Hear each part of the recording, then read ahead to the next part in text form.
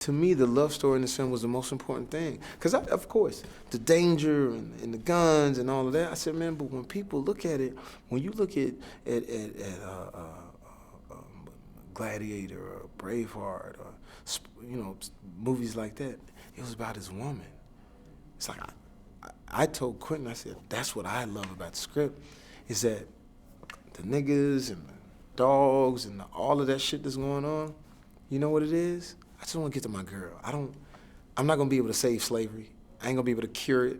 I'm not gonna be able to make a person think one way or the other, but what I can do is, I can make sure that my woman knows that she's safe. And that's the most important thing in cinema, and that's what Quentin filled and made sure that we got that. Django just wanted his girl. All this, I didn't have to kill nobody.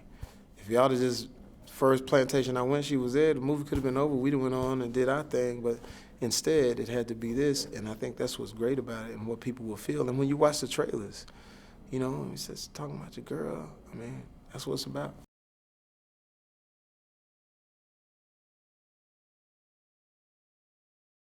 And what was interesting now how do you play the slave?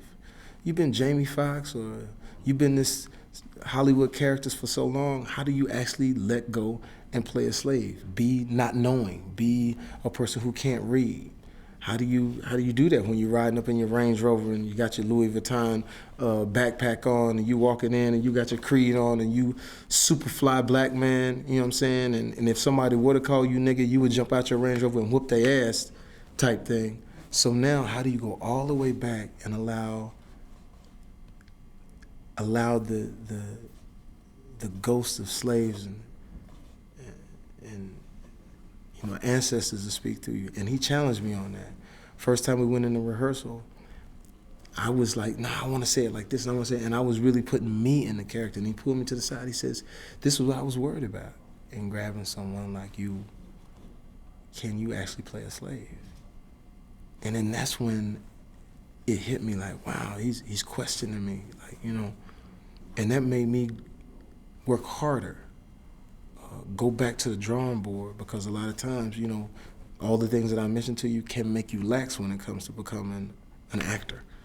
So I went back and made sure that every time I stepped in there, I gave up to it, all the way to when I was on set and the things that I would listen to and the music I would listen to.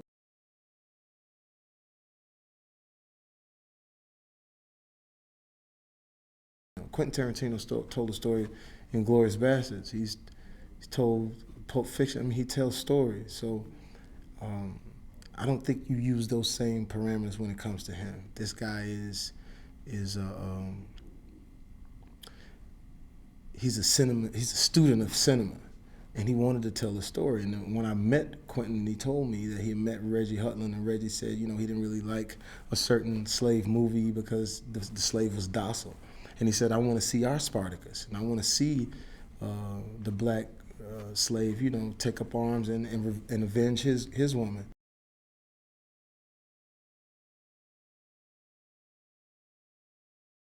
That was amazing to watch Quentin work with Leo, watch him work with Christoph. But the Leo Quentin thing was like, here these guys are, the new guy in town, and myself, Quentin, and Christoph had already got sort of a relationship going. To see Leo come into it and to watch Leo knee-jerk.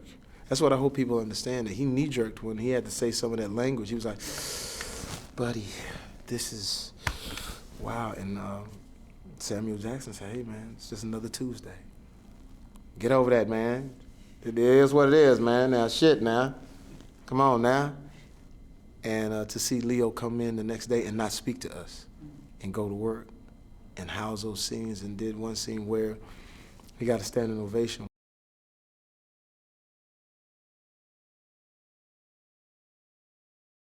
You could tell it's his world and his time at all times. He would come in, and I've watched Sam as an actor. I said, wow, look at him on his he was like a dog laying down his territory. You know what I'm saying? Who the hell is this on this nag? And that shaking. I was like, oh. And looks, and just to be that close to somebody, and people calling me, how's it going? I said, Samuel Jackson is tearing the foundation from this thing. And to watch Quentin and Sam's relationship makes you jealous. Like, wow, man, them dudes know each other.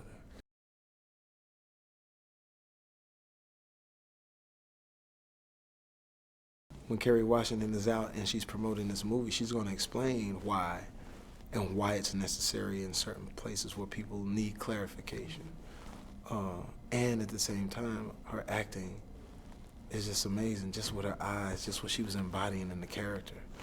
And at the same time, how great is it for Quentin Tarantino that she's on one of the hottest shows on ABC, playing a woman who's completely strong. So let's step back a minute and look at the whole picture where she lets you know that she can handle her business as this strong black woman who's doing this show about the White House, and then come back here and be an actress and release all of Kerry Washington on Olivia Pope and become Broomhilda and be such a flower and such a person waiting to be saved.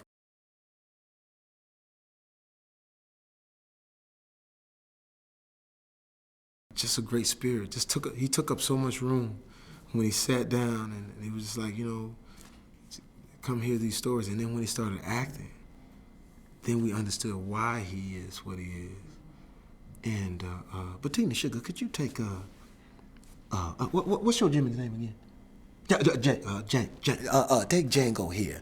And when he did that, my sister still quotes his lines.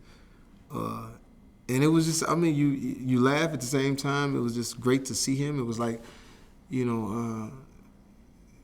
like seeing something magical, like a unicorn. Like, man, there's Don Johnson, But once again, great choice. Absolutely killed it.